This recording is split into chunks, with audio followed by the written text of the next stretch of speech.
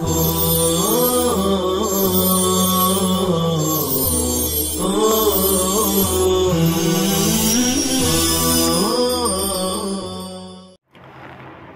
اللہ الرحمن الرحیم الحمدللہ رب العالمین والصلاة والسلام علی سید المرسلین وعلی آلہ وصحبہ الطیبین الطاہرین وعنہ ان النبی صلی اللہ علیہ وسلم دخل قبرا لیلا فأسرج له بسراج فأخذ من قبل القبلة وقال رحمك الله إن كنت لأواها طلاعا للقرآن۔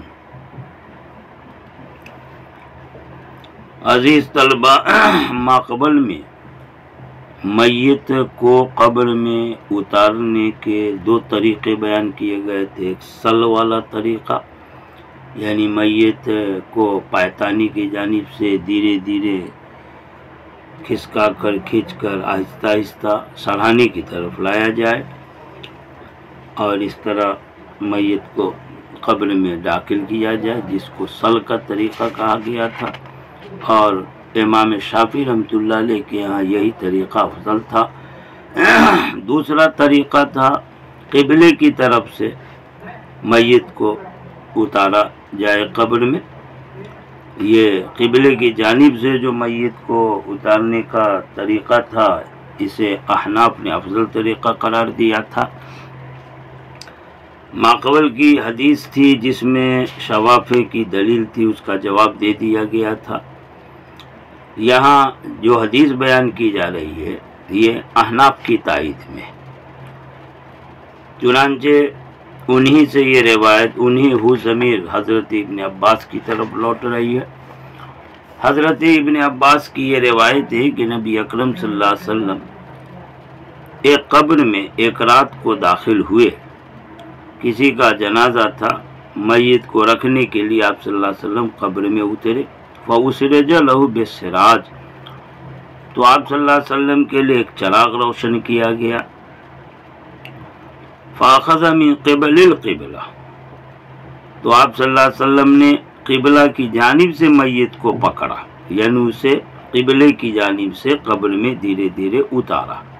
وقال، اور آپ نے فرمایا، رحمک اللہ، اے میت اللہ تجھ پہ رحم فرماوے، ان کنت لواہا طلاعا للقرآن، اس لیے کہ تو بہت زیادہ رونے والا تھا اللہ کے خوف میں اور بہت زیادہ قرآن کی تلاوت کرنے والا تھا۔ تم میں یہ دو چیزیں تھیں، ایک اللہ کے خوف سے بہت رونا، دوسرے قرآن کی خوب تلاوت کرنا، خوب پڑھنا۔ انہی دونوں چیزوں کی وجہ سے تم اللہ کی رحمت اور مغفرت کے مستحق ہو۔ آگے کہتے مصنف اس حدیث کو ترمذی نے روایت کی ہے، اور شرح سنہ میں فرمایا ہے کہ اس کی سند ضعیف ہے۔ اواہ یہ مبالغہ کا صیغہ، اسے طلاع یہ بھی مبالغہ کا صیغہ۔ اواہ اللہ کے خوف سے بہت زیادہ رونے والے کو کہتے ہیں۔ طلاع تلاوت سے مبالغہ کا صیغہ، بہت زیادہ تلاوت کرنے والے کو کہتے ہیں۔ آپ صلی اللہ علیہ وسلم نے اس صحابی کی دو خاص خوبیاں بیان فرمائی کہ وہ بہت زیادہ اللہ کے خوف سے رونے والا تھا۔ دوسری خوبی یہ کہ وہ بہت زیادہ قرآن پاک کی تلاوت کرنے والا تھا۔ معلوم یہ ہوا کہ رونے والے پر اللہ کی رحمت ہوتی ہے، اور حضور نے اس پر دعا فرمائی ہے۔ قرآن کی تلاوت کرنے والے پر اللہ کی رحمت ہوتی ہے، حضور نے رحمت کی دعا دی ہے، اور حضور کی دعا کی قبولیت میں کیا شک ہو سکتا ہے۔ اس حدیث میں فَأَخَذَ مِن قِبَلِ الْقِبْلَةِ کا جو لفظ ہے، اس سے احناف کا جو مسلک تھا کہ میت کو قبلہ کی طرف سے قبر میں اتارنا چاہیے، افضل ہے۔ سل والا طریقہ یہ بھی جائز ہے، لیکن قبل القبلہ والا طریقہ یہ زیادہ افضل ہے۔ احناف کے مسلک کے پیش نظر یہ حدیث احناف کی دلیل ہے۔ معقول بتایا جا چکا ہے کہ دونوں طریقے جائز ہیں،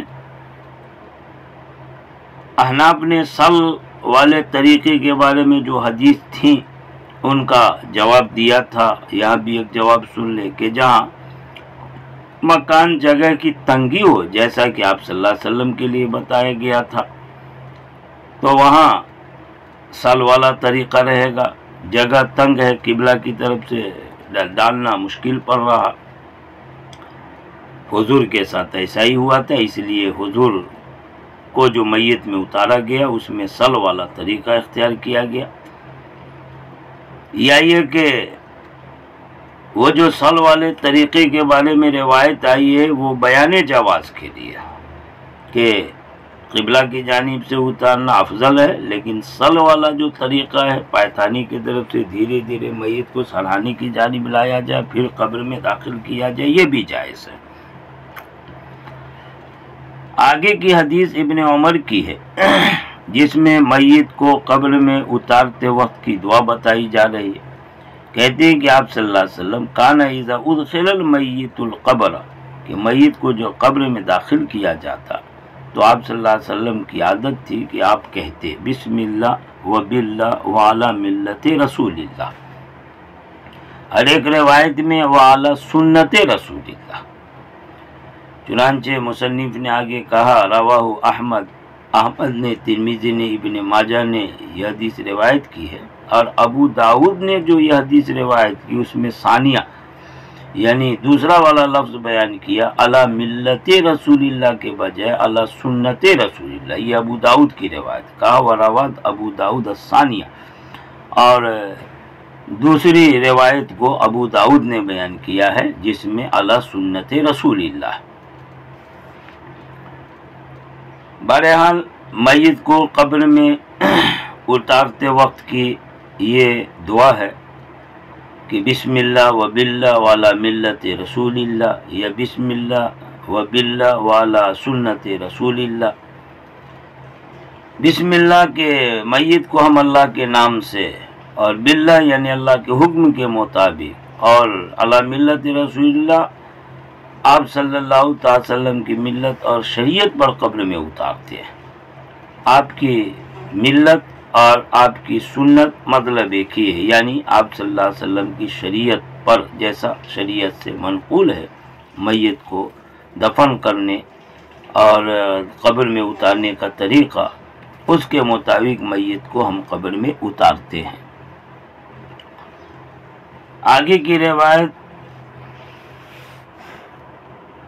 حضرت جعفر بن محمد کی ہے، وہ اپنے والد سے مرسلن روایت کرتے ہیں. یہ جعفر بن محمد یہ حضرت امام جعفر صادق بن محمد ہے، وہ اپنے والد یعنی حضرت امام باقر سے مرسلن روایت کرتے. مرسلن یعنی ارسال ہے کہ آخری سند میں راوی کو صحابی کو چھوڑ دیا گیا ہے.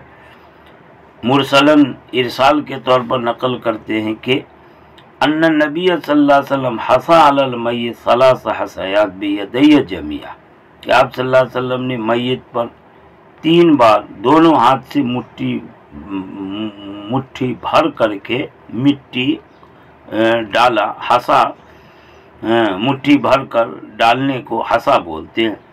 حصا علی المیت، میت پر آپ نے مٹی ڈالا. ثلاث حصیات 3 بار، بیدی جمیعہ دونوں ہاتھ سے مٹھی بھر بھر کر کے 3 بار مٹی ڈالے.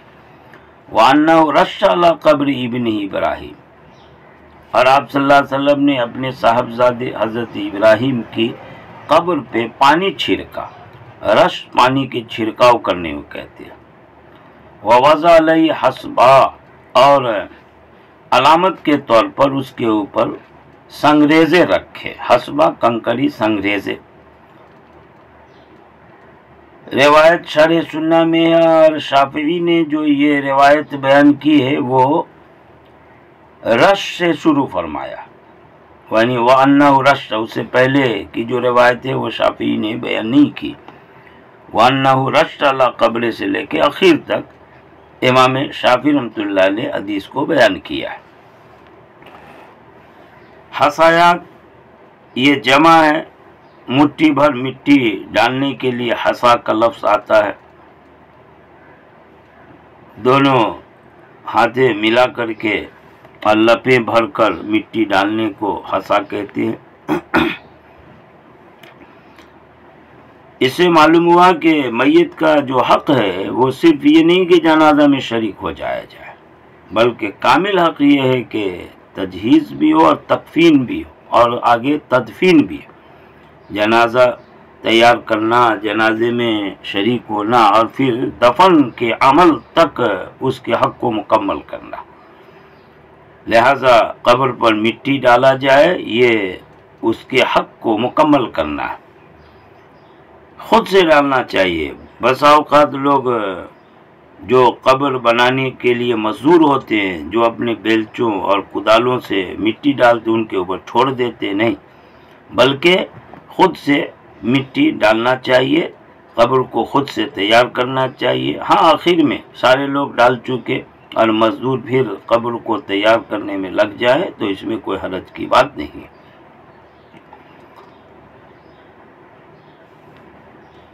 بعض روایت سے معلوم ہوتا ہے کہ میت کا صرف اتنا حق ہے کہ اس کی قبر پر ایک بار مٹی ڈالی جائے،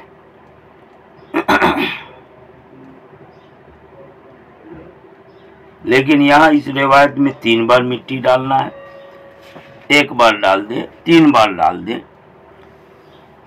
مسند احمد میں ایک روایت ہے جو بھلے کمزور ہے مگر روایت سے ثابت ہوتا ہے کہ آپ صلی اللہ علیہ وسلم مٹی ڈالتے ہوئے اس طرح عمل فرماتے کہ پہلی بار جب مٹی بھر کر مٹھی سے قبر پہ ڈالتے تو کہتے منہا خلقناکم، اور دوسری بار جب مٹی ڈالتے تو کہتے وفیہا نعیدکم، اور تیسری بار جب مٹی ڈالتے تو فرماتے ومنہا نخرجکم تارۃ اخری۔ عام طور پر جو معمول ہے کہ اس طرح دعا پڑھتے ہوئے مٹی ڈالنا چاہیے، لیکن یہ کوئی ضروری نہیں ہے۔ ایک روایت سے ثابت ہے کہ قبر جو ایک مٹی کی جگہ ہے وہیں سے انسان پیدا ہوا تھا، اسی میں اس کو ڈالا جا رہا، اور قیامت میں اسی سے اس کو اٹھایا بھی جائے گا۔ اس لیے موقع محل کی مناسبت سے یہ دعا بھی ہے منہا خلقناکم وفیہا نعیدکم ومنہا نخرجکم تارۃ اخری۔ جب مٹی پوری ڈال دی جائے، قبر اونٹ کے کوہان کی طرح تھوڑے اٹھی ہوئی بلند ہو جائے تو مسنون طریقہ آگے کا یہ ہے کہ اس پر پانی چھڑکا جائے، جیسا کہ حضور کے عمل کو انہ رشہ بیان کیا کہ حضور نے پانی کا چھڑکاؤ کیا تھا تاکہ وہ خشک مٹی جو گرد غبار بنے یا اڑنے لگے وہ پانی ڈالنے کی وجہ سے جم جائے، گرد و غبار بیٹھ جائے اور قبر مضبوط ہو جائے۔ مسنون ہے پانی کا چھڑکنا۔ حضرت ابراہیم جو آپ صلی اللہ علیہ وسلم کے بیٹے تھے، مقوقس جو مصر کے بادشاہ، انہوں نے آپ صلی اللہ تعالی وسلم کو ایک باندی بھیجی تھی جس کا نام ماریہ قبطیہ تھا، اسی کے بطن سے حضرت ابراہیم پیدا ہوئے تھے، 16-17 مہینے تک زندہ رہے، پھر انتقال فرما گئے۔ انہی کے انتقال پر آپ صلی اللہ علیہ وسلم نے قبر میں ڈالا اور پانی کا چھڑکاؤ کیا اور علامت نشانی کے طور پر اس پر کچھ سنگریزے ڈال دیے۔ روایت میں آتا ہے کہ ان کے وفات پر آپ صلی اللہ علیہ وسلم بہت روئے تھے اور دوسرے لوگ بھی روئے۔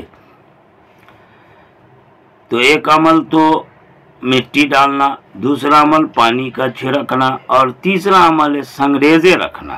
سنگریزے یعنی کنکرے وغیرہ، کنکر ویسے علاقے ہوں تو رکھ دیے جائے، اور یہ مسنون طریقہ اب بھی بعض علاقوں میں ہے کہ اس پر کوئی چھوٹے چھوٹے پتھر سنگریزے وغیرہ ڈال دیے جائیں۔